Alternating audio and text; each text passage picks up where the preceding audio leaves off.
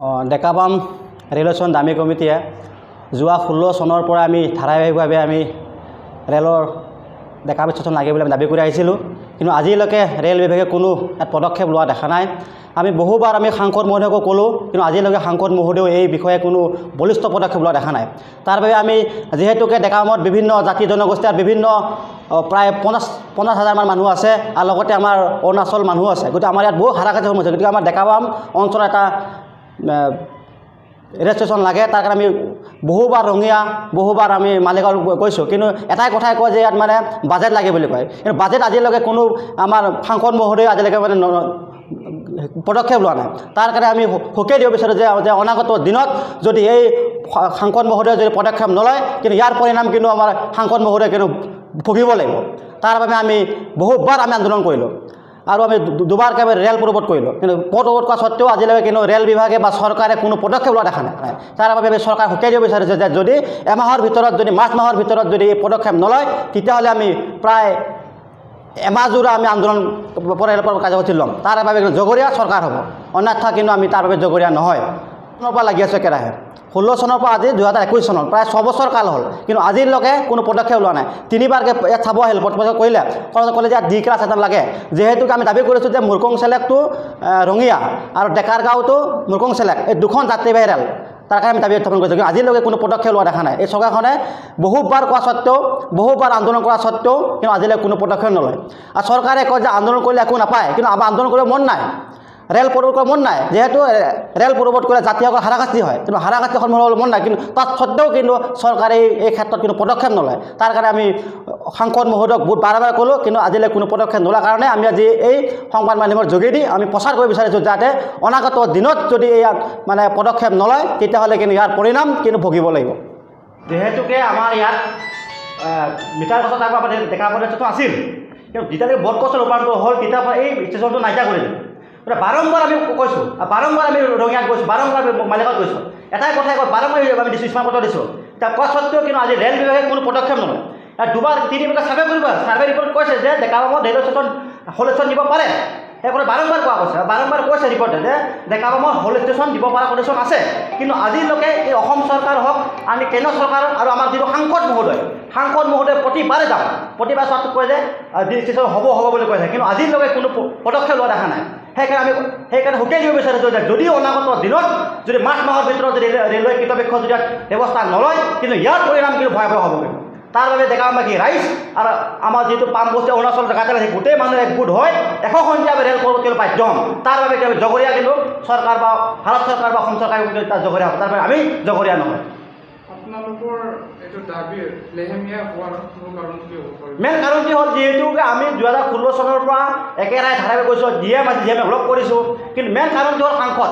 প্ৰতিবাৰে কয় যে সাংসদে মেইন বস্তু, জনপ্ৰতিনিধিসকলে মেইন, জনপ্ৰতিনিধিসকলৰ হেমাহিৰ কাৰণে আজি এই ডেকাপাম ষ্টেচনটো হৈ উঠা নাই। যিটো মানে ডি ক্লাছ যে হ'ল ষ্টেচন বিচাৰিছোঁ, আমি কোনো ডাঙৰ ষ্টেচন বিচৰা নাই। যিহেতুকে মুৰকং চেলেক টু ৰঙিয়া আৰু মুৰকং চেলেক টু ডেকাৰগাঁও, বৰ্তমান ডেকাৰগাঁওখন বন্ধ হৈছে ট্ৰেইনখন, কিন্তু এই দুখন ট্ৰেইনৰ কাৰণে আমি দাবী কৰি আছিলোঁ। আৰু ইতিমধ্যে কৈছে যে ৰেল বিভাগে যে ছাৰ্ভে কৰা ৰিপৰ্ট কৈছে যে ডেকাপামত ৰেল ষ্টেচন দিব পাৰে। যিহেতু আমি চিমেণ্ট চাপৰা ডিপা তাত ওচৰা ষ্টেচন আছে, বহু ওচৰত আমি দেখিছোঁ, কিন্তু আজি স্বত্তেও কিন্তু ডেকাপামৰ এই জনপ্ৰতিনিধিসকলৰ হেমাহিৰ বাবেই আজি এই ষ্টেচনটো হৈ উঠা নাই। তাৰ বাবে আমি কিন্তু গৰিহণা দিছোঁ, এই চৰকাৰখনক গৰিহণা দিছোঁ। যদি এমাহৰ ভিতৰত যদি কোনো পদক্ষেপ নলয়, তেতিয়াহ'লে কিন্তু ডেকাপামবাসী ৰাইজ একেলগে আৰু বিভিন্ন দল সংগঠন আছে, বিভিন্ন জাতি জনগোষ্ঠী দল সংগঠন একগোট হয় আমি কিন্তু এশসন্ধিয়া ৰেল পূৰবলৈকে আজি এই মঞ্চ আজি এই সংবাদ মাধ্যমৰ পৰা আমি সকীয়নি দিছোঁ। ডেকাপাম অঞ্চলৰে যুৱক অমৰ বৰা দুআষাৰ কথা ক'বলৈ অনুৰোধ জনাইছোঁ। প্ৰথম কথা, প্ৰতাৰণা, কেৱল মাত্ৰ প্ৰতাৰণা ডেকাপামবাসী ৰাইজক দি আছে এই ৰেলৱে বিভাগে। গতিকে আমি বাৰম্বাৰ প্ৰতিবাদ কৰি থকাৰ পিছতো আমাক ইয়াত এখন যাত্ৰীবাহী ৰেল সামান্য এটা ষ্টপেজৰ কাৰণে আমি ইমান দিন আন্দোলন কৰিছোঁ, কেৱল মাত্ৰ ৰেলৱে বিভাগে আমাক প্ৰতাৰণা কৰি আছে।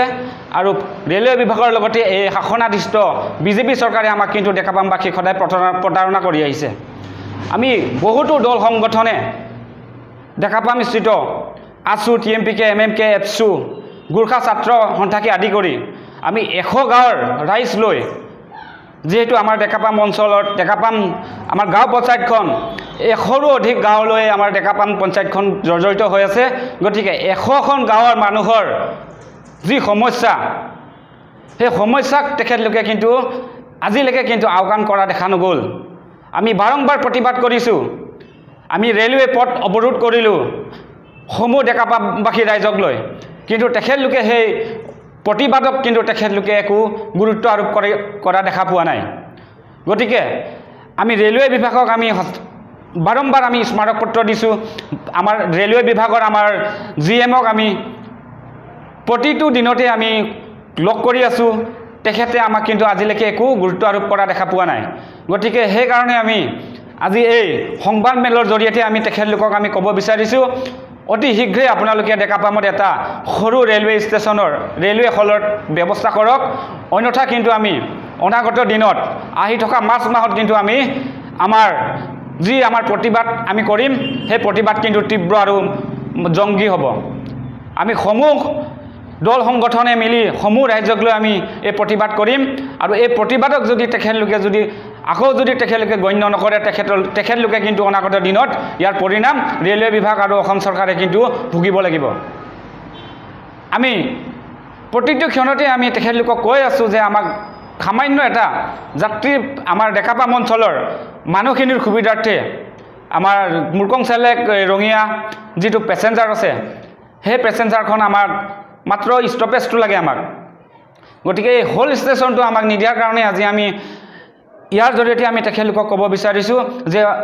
তেখেতলোকে যদি ইয়াৰ পদক্ষেপ যদি এই ফেব্ৰুৱাৰী মাহৰ শেষৰ ভাগত যদি তেখেতলোকে কোনো পদক্ষেপ যদি গ্ৰহণ নকৰে তেনেহ'লে কিন্তু আমি মাৰ্চ মাহৰ ভিতৰত এই আমাৰ 100 ঘণ্টীয়া আমি যি ৰেলপথ কাৰ্যসূচী অৱৰোধ আমি কৰিবলৈ কিন্তু আমি বাধ্য হ'ম